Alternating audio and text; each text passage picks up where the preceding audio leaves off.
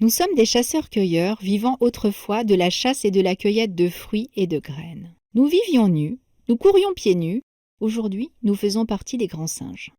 Nous sommes nés en Afrique et nous sommes devenus des hommes, des Homo sapiens, il y a 300 000 ans environ. Avant de devenir des hommes, nous avons vécu dans les arbres, nous nourrissant de feuilles et de fruits, nous déplaçant en nous suspendant aux branches, ou bien en marchant sur les branches. Notre corps et notre squelette se sont façonnés en fonction de ce mode de vie et de ses contraintes. Sur Terre, nous étions des bipèdes occasionnels, en appui sur nos phalanges de nos membres antérieurs, incapables de courir longtemps. Et puis, notre environnement a changé et nous avons quitté les arbres et nos cousins les singes pour vivre sur la Terre dans des environnements souvent hostiles où les prédateurs étaient nombreux. Beaucoup plus rapides et plus puissants que nous. Ils pouvaient aussi nous choisir pour leur repas. Nous avons pourtant survécu. Nous nous sommes adaptés en nous redressant et en maîtrisant la position debout. Nous sommes devenus des bipèdes permanents, tandis que nos cousins restaient des bipèdes occasionnels. Nous avons pu survivre car nous nous sommes adaptés. Nous sommes devenus capables de courir longtemps, pieds nus, sur des terrains très variés. Ça ne s'est pas fait en un jour. Il nous a fallu quelques millions d'années. La physiologie de notre corps a également évolué, en particulier la régulation de notre température. Nous avons perdu nos poils et notre sueur a mieux refroidi notre corps. Nous avons pu ainsi chasser en plein midi sous le soleil tandis que les prédateurs qui avaient gardé leurs poils se cachaient à l'ombre.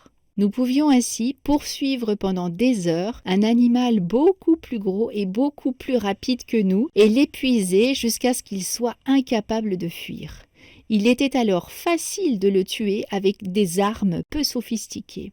Notre endurance, nous la devons aussi à la gravité. En effet, chaque fois que l'un de nos pieds se pose au sol, notre corps subit un choc. Et ce choc, c'est de l'énergie. Cette énergie traverse le corps des pieds jusqu'au crâne. Notre corps et notre technique de course ont évolué de telle sorte que ce choc puisse être amorti et que cette énergie puisse être dispersée ou stockée dans nos fascias et restituée. C'est de l'énergie gratuite, complémentaire à celle des contractions musculaires. Mais nous ne sommes pas adaptés à la course de vitesse.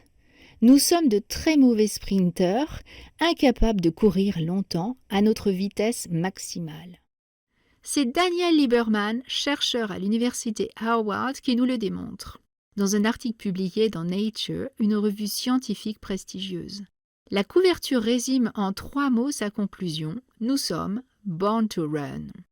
Sa démonstration compare notre squelette à celui d'un chimpanzé. Notre cousin est resté bipède occasionnel, très à l'aise dans les arbres. Tandis que nous, devenus bipèdes permanents, nous avons pu nous déplacer sur de grandes distances et nous adapter à des conditions de vie différentes, à des changements climatiques et des environnements très variés, parfois désertiques. Voyons maintenant comment l'évolution de notre corps nous permet une technique de course bien plus efficace et économique que celle de nos cousins les singes. Pendant la course, la tête est projetée vers l'avant. Des ligaments et des muscles plus puissants que ceux de nos cousins stabilisent la colonne cervicale. Sur 2 pieds, l'équilibre est plus précaire que sur 4, surtout sur des sols irréguliers. Nos organes de l'équilibre ont évolué, comme en témoignent des modifications du crâne.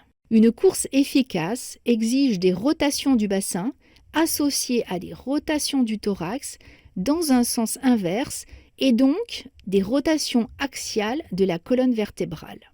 La mobilité du haut du corps est favorisée par un tronc plus étroit, supportant une ceinture scapulaire plus éloignée du crâne, ainsi que par des avant-bras plus courts. La ceinture scapulaire indépendante de la tête est donc plus mobile, ce qui permet des mouvements des bras dissociés durant la course, tandis que les membres inférieurs, plus longs, permettent des foulées plus grandes.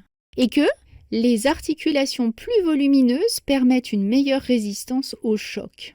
Le tronc a tendance à basculer en avant pendant la course. Cette bascule est limitée et contrôlée par des muscles postérieurs plus puissants et un système osseux renforcé. Au niveau du membre inférieur, des détails démontrent le développement d'un système osseux et myofascial favorisant l'amorti des chocs et le stockage-restitution d'énergie, facteur essentiel d'une course économique. Ainsi, le pied présente-t-il une voûte plantaire creuse et des orteils plus courts. La morphologie de ses os et de ses articulations lui permet de s'adapter à tous les terrains. Il atterrit sur un avant-pied renforcé par un système fibreux très performant. Il décolle du sol sur la deuxième phalange d'un gros orteil, moins mobile et plus stable. L'hypothèse de Lieberman, parue en 2004, est aujourd'hui confirmée par de nombreux travaux. Nous sommes donc tous aujourd'hui des marathoniens potentiels, à condition d'être bien entraînés et d'avoir acquis une bonne technique. Comme Habibi, vainqueur pieds nus, ou oui, pieds nus, du marathon des Jeux Olympiques de Rome en 1960. Mais ceci est un autre chapitre de l'anatomie fonctionnelle de l'appareil locomoteur.